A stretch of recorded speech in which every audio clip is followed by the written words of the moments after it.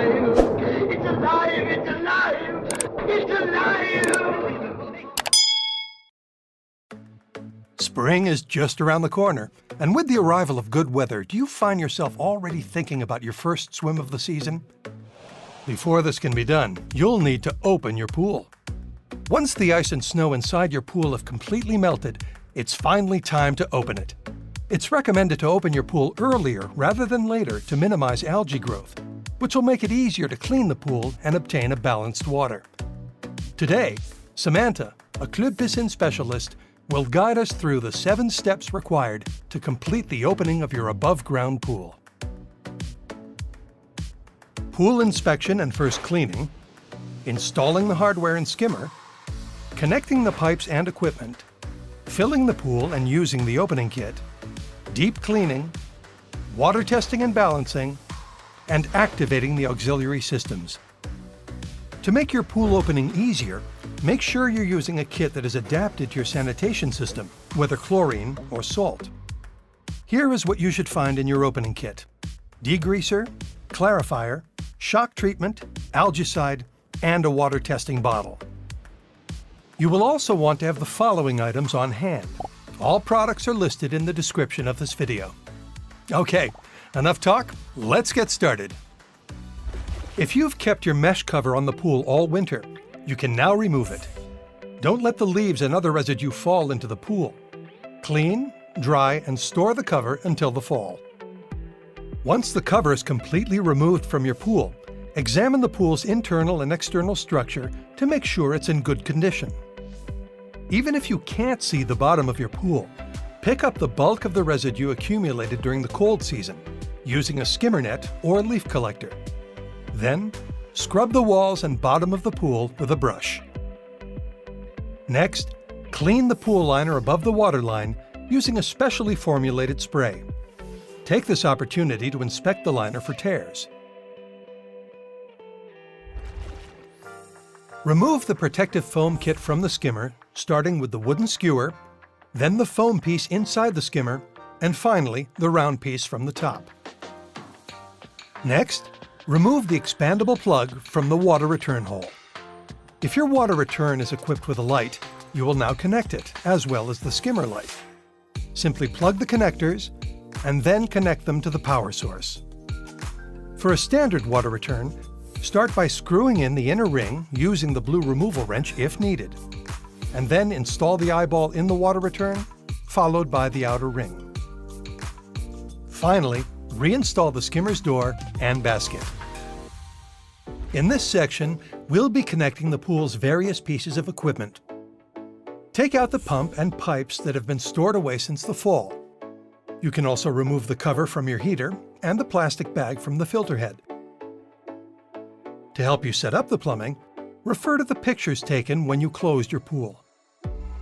Once your pump is firmly in place, insert the basket and screw in the drain caps. Connect it to the electrical system as well, but keep the pump switched off.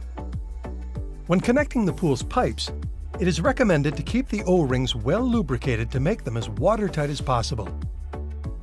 The first pipe to connect is the one that links the pump outlet to the filter intake. Simply tighten the couplers to connect the pipes. Be careful not to over-tighten the couplers to avoid damaging the hardware.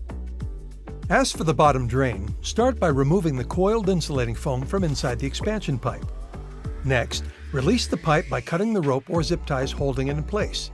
Disconnect the expansion pipe by unscrewing the coupler and store it for the summer. Finally, connect the remaining pipe, the one for the bottom drain, to the opening at the bottom of the 3-way valve. Continue by connecting the side of the 3-way valve to the pump intake. Don't worry about the antifreeze inside the bottom drain pipe. Once the pump is switched on, the antifreeze will simply and safely mix with the pool water. And now for the filter. Before putting the pressure gauge back in place, wrap some Teflon tape around its connector to prevent potential water leaks. Screw it back in by hand, being careful not to over-tighten it. Then, reinstall the filter's sight glass and drain plug. It's that simple. If your pool is equipped with a heater, You'll now want to connect it to the other equipment. Inspect the heater and gently remove the debris and pollen on the protective grid using a water jet. Then remove both expandable plugs and refit the O-rings. Using pipes or a bypass valve, if you have one, connect the heater outlet to your water return. Then the filter outlet to the heater inlet. It's recommended to wait for the pool cleaning to be completed, for the water to be balanced, and for the outdoor temperature to reach 12 degrees Celsius before starting your heater. If you have a chlorinator or Nature 2 purifier, you must position it just before the water return and after the filter and heater. Connect the pipes according to your equipment setup. Make sure you properly identify the water inlet and outlet. Refer to the pictures taken when you closed your pool in the fall to help you set up the pipes. Note that the cartridge you used last season should still be inside the N2 unit. It will have to be replaced once your water is balanced. We'll come back to this later. The cell of your salt system must be positioned immediately before your water return. Once the cell is in place, connect it to the control panel and leave it in stop mode until your pool's water parameters are balanced. This will increase its service life. Once all your equipment is properly connected, it's time to fill the pool using a hose. The water level in the pool will vary depending on winter precipitations and whether or not you used a protective cover. Fill your pool 3/4 up to your skimmer. It's the level you'll want to maintain throughout the season. If your filtering media has not been cleaned during the closing, now's the time to do it. Check out the section on this procedure in our video on how to close an above-ground pool. Now, unbox your opening kit. Inside, you should find a container of degreaser. Gently pour the liquid into the pool while walking around it. The degreaser will decompose the organic matter present in the pool and help dislodge the encrusted dirt ring on the liner. Then, set your filter to filter mode and turn on the pump. Allow the product to work for about an hour. You can use this time to inspect your plumbing for water leaks. Add the remaining contents of your opening kit according to the instructions provided on the product package. Thoroughly cleaning your pool is a key step of its opening, one that will enable you to obtain clean and safe water.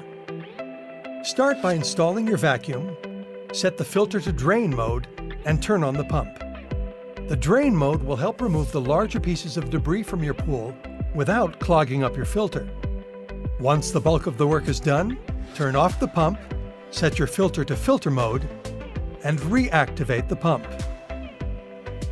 You can now complete the cleaning process in filter mode, which will prevent excessive water loss.